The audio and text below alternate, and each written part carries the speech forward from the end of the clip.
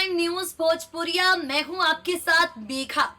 जब से jubilee star Dinesh Lal Yadav Nirahua को भारतीय जनता पार्टी की ओर से आजमगढ़ के लिए टिकट दिया गया है, जब से आजमगढ़ से चुनाव लड़ने के लिए निरहुआ का नाम सामने आया है, निरहुआ के तमाम प्रशंसक इस राजनीतिक अखाड़े में निरहुआ का मनोबल बढ़ाने की हर एक मुमकिन कोशिश कर रहे हैं।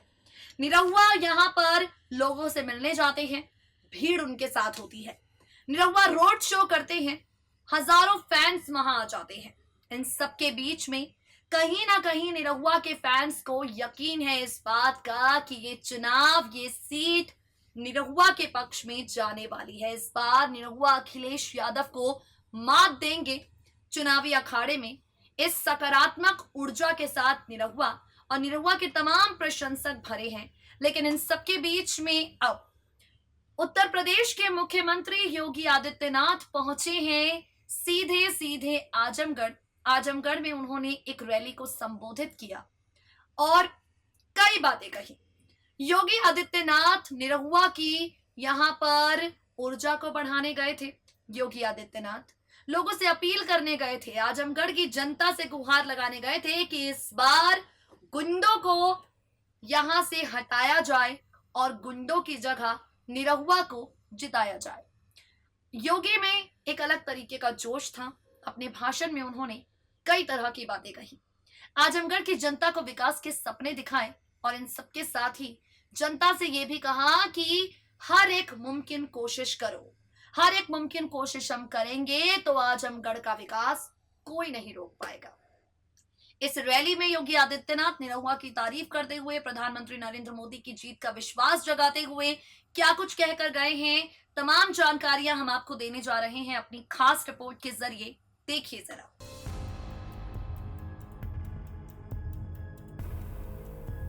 बीते कल उत्तर प्रदेश के मुख्यमंत्री योगी आदित्यनाथ ने लोगों से कहा कि अब पूर्वी उत्तर प्रदेश में जो लेकर आए हैं रवि किशन और निरहुआ को, इसके बाद इस प्रदेश में भी, इस हिस्से में भी फिल्म सिटी का निर्माण होगा।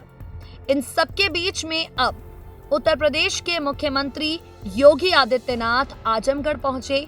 निरहुआ के लिए उन्होंने यहां पर जनसभा को संबोधित किया और क्या कुछ कहा साथ में वो हम आपको बताने वाले हैं। बता दें आपको, भाजपा की ओर से निरहुआ को आजमगढ़ की सीट पर टिकट दिया गया है, जहां उनका मुकाबला अखिलेश यादव से है। अखिलेश यादव अच्छी खासी फैन फॉलोइंग रखते हैं। वहां की जनता को अखिलेश यादव पूरी तरह से लुभा चुके हैं। अब तक कोई इल्जामों की बौछार ज्यादा नहीं हुई एक दूजे पर, लेकिन अब जो योगी आदित्यनाथ पहुंचे हैं आजमगढ़ की जमीन पर, तो उन्होंने कह दिया है काफी कुछ। उत्तर प्रदेश के मुख्यमंत्री योगी आदित्यनाथ समाजवादी पार्टी पर जमकर बरसे। निरहुआ की जीत के मकसद को पूरा करते हुए निरहुआ की राजनीति पर, यहां अखिलेश यादव की गुंडागर्दी पर क्या कुछ कहा योगी ने, चलिए आपको बताते हैं। उन्होंने कहा कि समाजवादी पार्टी ने आजमगढ़ को आतंक का गढ़ बना दिया है। निरहुआ के समर्थन में जनसभा को संबोधित करते हुए उन्होंने कहा, शिक्षा और साहित्य के कारण कभी आजमगढ़ का नाम जाना जाता था, लेकिन समाजवादी पार्टी ने इसे आतंक का गढ़ बना दिया। सपा बसपा अपराध के साथ अपना डीएनए जोड़ते हैं, इसलिए बटला हाउस जैसे कांड का समर्थन करते हैं। योगी ने बताया कि जब आजमगढ़ में उन पर हमला हुआ, उस वक्त यहाँ के लोग उनके साथ खड़े थे, इसलिए वो आजमगढ़ के विकास पर खास ध्यान दे रहे हैं। आजमगढ़ को पूर्वांचल एक्सप्रेसवे के जरिए राजधानी लखनऊ से जोड़ा जा रहा है, ताकि यहाँ भी कारोबार का माहौल बन सके। ये विकास के सपने योगी ने जाकर आजमगढ़ की जनता को दिखाए। इसके साथ ही उन्होंने कहा कि आजमगढ़ में शिक्षा को बढ़ावा देने के लिए हमने विश्वविद्यालय बनाने का फैसला किया है। अगर आप चाहते हैं कि आप भारत सुरक्षित बने, तो प्रधानमंत्री नरेंद्र मोदी को एक बार फिर से प्रधानमंत्री बनाएं। बता दें आपको, यहाँ पर आतंक का गढ़ समाजवादी पार्टी को बताते हुए सपा बसपा के डीएनए को अपराध के साथ जोड़ने के बाद भी योगी आदित्यनाथ नहीं रुके। और इसके बाद उन्होंने कहा, लोकसभा चुनाव के 3 चरणों के रुझान बताते हैं कि भाजपा प्रचंड बहुमत के साथ सरकार बनाने के लिए तैयार है। 2019 के लोकसभा चुनाव के बाद भाजपा ही प्रचंड बहुमत के साथ सरकार बनाएगी। हर व्यक्ति की चाहत है कि मोदी फिर से प्रधानमंत्री बने।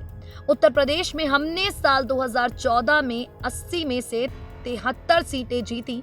इस बार का लक्ष्य 74 सीट का है और 74वीं सीट आजमगढ़ है। आजमगढ़ की धरती पर नरेंद्र मोदी की तारीफों के पुल योगी आदित्यनाथ ने बांधे। आजमगढ़ की धरती पर नरेंद्र मोदी की तारीफें करते हुए योगी आदित्यनाथ नहीं रुके। उन्होंने वहां की जनता के सामने निरहुआ को वोट देने की बात कही। वहां की जनता से निरहुआ को वोट के जरिए प्यार देने और विश्वास जगाने की बात कही। अब इन सबके बीच में क्या कुछ आजमगढ़ की जनता का फैसला होता है, क्या कुछ आजमगढ़ की जनता फैसला लेती है, 23 मई को पता चल ही जाएगा जब चुनावी नतीजे आ जाएंगे।